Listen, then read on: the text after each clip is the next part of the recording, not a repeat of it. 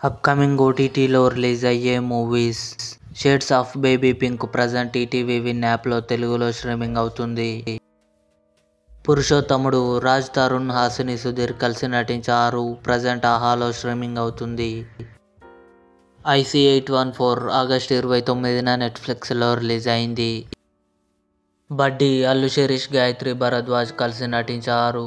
August 30న నెట్ఫ్లిక్స్లో release కానుంది. Saranga Darya August 31న ఆహాలో రిలీజ్ కానుంది. తల1 తెలుగు సెప్టెంబర్ 12న సోనీ లివ్లో రిలీజ్ కానుంది. తంగలాన్ విక్రమ్ మాలవిక మోహనన్ కలిసి నటించారు. అక్టోబర్ 11న నెట్ఫ్లిక్స్లో రిలీజ్ కానుంది. తెలుగు.